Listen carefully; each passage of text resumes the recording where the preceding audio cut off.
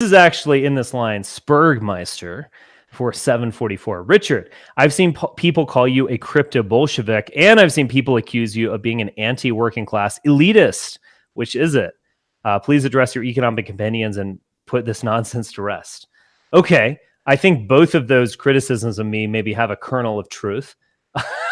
I'm a crypto Bolshevist. I'm not a conservative, and I have been very explicit that I am not a conservative. I don't want to conserve the status quo at all, and I believe that there needs to be a dramatic change, a paradigmatic change. There needs to be new leadership. And I don't think much, to be frank, of voting for Republicans. We're just going to keep doing this endlessly, and they're going to have some new rhetoric for us, or maybe some new commercials with black murderers about how they're going to protect us from these people, or the immigrants or something. No, I think all of this is race baiting and nonsense. And there's going to have to be a dramatic new leadership class. I don't want to know if I need to go into more of this, but I don't think that simply voting in cultural conservatives or whatever you think is going to change really anything.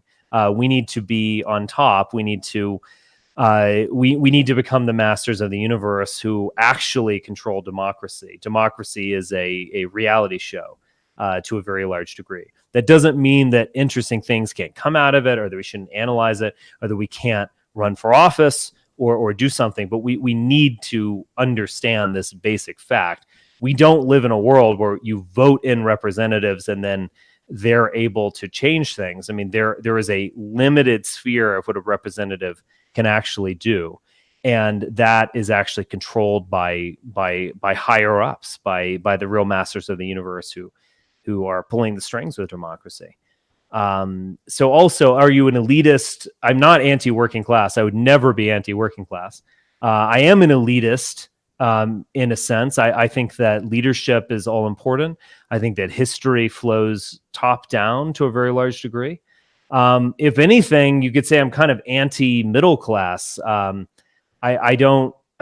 I have a lot more affection for genuine salt of the earth types than uppity, annoying middle class liberals or conservatives.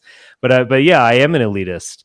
But populism is itself a quest for a new elite. Ironically, I mean, all those people attached to populism are calling out for a new leader, and we need leadership. We're not going to do this. We're not going to do this by appealing to people in the suburbs. I think those people are kind of conformist, and they're going to go along with whoever is at the head table, and people like us need to be at the head table. Right. And I do think the middle class has been stretched out to a large extent, and it's kind of hard to identify what the middle class is right now. On the lower end, I totally think those are people that you identify with, like you said, the salt of the earth type and whatnot. But there is this aspect to the upper middle class that is, either left the city, the whole white flight thing, or they've just been totally detached from it their entire life, and they're sitting from this privileged position. They don't necessarily have the power or the means to do anything. They're not active in anything, and they just present a problem. They're just in the way. So I don't look at you as somebody who's an elitist. I think you just appreciate people in different positions and what they can do. You appreciate the CEO, you appreciate the worker, you appreciate the general, and as well the foot soldier. So you wouldn't be collaborating with somebody like myself if you were just this, they got to come from this amazing. Yeah, exactly. Yeah. Right. Yeah. I mean, I just think there needs to be levels, but we shouldn't underestimate. I don't think it, but I don't think we should ever underestimate the need for an elite. I mean, if we could reach people with really big money, people connected to the military, etc., we would be a lot better off. We don't need to simply appeal to, I think I use this Aunt Sally in Nebraska or whatever. I mean, and Sally, Nebraska ultimately doesn't have any power. We think they have power because Democratic rhetoric, I mean small d Democratic rhetoric, is all about them. It's all about telling Americans that they're the greatest people on earth, and and speaking to them in their language and so on. But democracy as we know it is a reality show. I mean, it's a joke. It's for public consumption.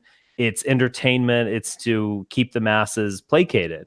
And that doesn't mean that crazy things can't come out of it. I mean, I think Donald Trump was a kind of radical thing that came out of that Democratic reality show. But we need to recognize it for what it is. And we can't form a movement on the basis of, is this going to offend Aunt Sally in Nebraska? If anything, we should form a movement on the basis of, will this offend Aunt Sally in Nebraska? Therefore, it's probably correct, because we are an anti-system movement that's going to challenge people. Yeah. And it's not going to be comfortable. And yeah, I mean, middle-class people who are comfortable and think that they can kind of escape this if they're just nice enough, if they play the game and they use the right language and, go along with the PC nonsense, that they'll kind of escape it. It's only the bad whites who are going to be, it's those bad whites in West Virginia, they're going to be crushed. But I'm a good white in the suburb of San Francisco or something, so I'll play this game and I'll win. Those people are a total impediment to the change that's necessary. I agree. Okay. So cool topics for